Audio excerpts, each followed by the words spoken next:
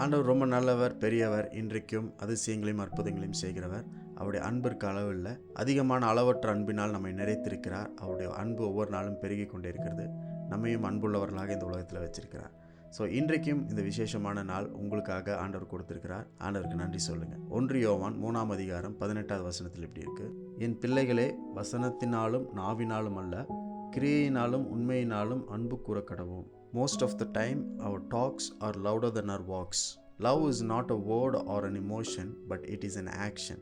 நம்முடைய சொல் நம்முடைய செயலை காட்டிலும் அதிகமாக சத்தமாக தொனிக்கிறது. அன்பு என்பது ஒரு உணர்ச்சி மட்டும் இல்லை, ஒரு சொல் மட்டும் கிடையாது, அது ஒரு செயல். அன்பினுடைய அப்போஸ்தலனாகிய யோவான் சொல்லுகிற வார்த்தைகள் இதெல்லாம் நீங்கள் உங்களுடைய செயல்னால, உங்களுடைய கிரியைகள்னால நீங்கள் அன்புள்ளவர்கள், அன்பை உடையவர்கள் அப்படின்றத வெளிப்படுத்தணும்னு சொல்கிறார். அநேக நேரத்தில் என்ன பண்ணுறோன்னா, நம்முடைய அன்பை வெறும் சொல்லால், வெறும் வார்த்தைகளால் நம்ம சொல்கிறோம், ஆனால் அதை செயல் நம்ம காட்டுகிறது கிடையாது.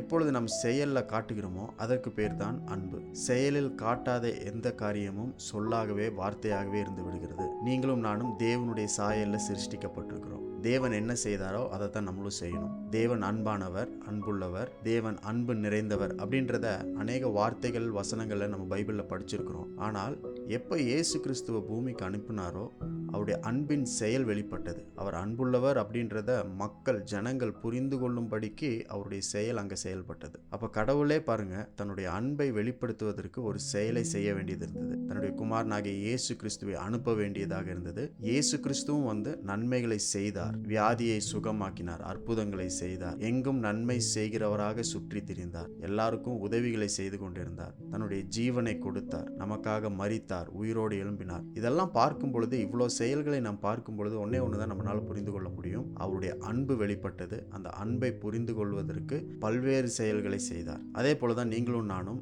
அன்பை வெளிப்படுத்துவதற்கு அநேக கிரியைகளை நாம் செய்ய வேண்டியதாக இருக்கிறது, செய்ய வேண்டும். அன்பு என்பது ஒரு வார்த்தை, ஒரு சொல். ஆனால் அதை வெளிப்படுத்துவதற்கு நாம் 1000 செயல்களை செய்ய வேண்டும். இன்னொரு ரகசியம் என்னன்னா, நம்மளுக்கு இருக்கிற நிறைய பிரச்சனைகளை அதிகமாக தீர்ப்பதற்கு எது உதவி செய்கிறதுனா, அன்பு உதவி செய்கிறது. Love does more to solve our problems. தேவன் நம்மளுக்கு கொடுத்திருக்கிற வரங்கள்லேயே பெரிய வரம் என்னன்னா அன்பு. Love is the greatest of all the gifts and it is the first in the fruit of the spirit. அது மட்டும் இல்லை, ஆவியின் கனியில் முதல்ல எடுத்தோன்னே என்னதான் சொல்லப்பட்டிருக்குன்னா அன்புன்னு சொல்லப்பட்டிருக்கு. இன்றைக்கு ஒருவேளை கன்ஃபியூஷனில், பிரச்சனைகளில், வியாதியின் நடுவில், பலவீனத்தின் நடுவில் நீங்கள் இருந்தீங்கன்னா எல்லாவற்றுக்கும் ஒரு தீர்வு இருக்கிறது. அது என்னன்னா அன்பு. அந்த அன்பு வெறும் சொல்லாக இல்லாமல் செயலாக நாம் செயல்படுத்தும் பொழுது, வெளிப்படுத்தும் பொழுது தேவன் செய்த கிரியைகளை நீங்களும் நானும் செய்கிறவர்களாக இருக்கிறோம். இன்றைக்கும் அப்படிப்பட்ட அன்பு நிறைந்த நாள். சொல்லினால் மாத்திரமல்ல, செயலினாலும் அன்பை வெளிப்படுத்த தேவன் கொடுத்த நல்ல நாள். அதற்காக ஆண்டவருக்கு நன்றி சொல்லுங்கள்.